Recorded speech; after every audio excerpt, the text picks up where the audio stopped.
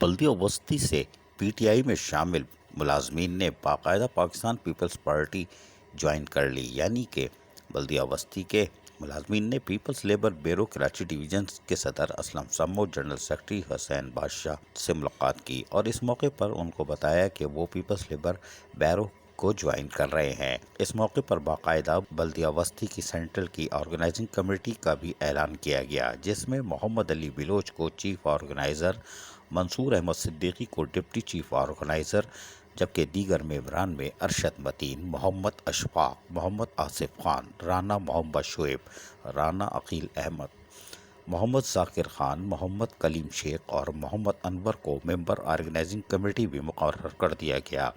اجلاس میں Peoples labour bureau کے صدر نے اپنے مختصر خطاب میں کہا کہ Peoples labour bureau Karachi division سے الحاق بلدیہ وسطی سینٹرل کو پوری آرگنائزنگ کمیٹی محنت کشوں کے جائز حقوق کے لیے اپنی جد و جہد جاری رکھے۔ انشاءاللہ کامیابی ہمیشہ حق اور سچ کی ہوگی۔ اس موقع پر member organising committee people's labour bureau Karachi Amin Baloch بھی موجود تھے۔ عزیز عارف، KBS بلدیاتی نیوز کراچی۔ ایسی ہی خوبصورت ویڈیوز فیوچر میں حاصل کرنے کے لیے ریڈ بٹن پر کلک کر کے اور بیل آئیکن کو پریس کر کے ہم سب کے سبسکرائبر بننا مت بھولیے۔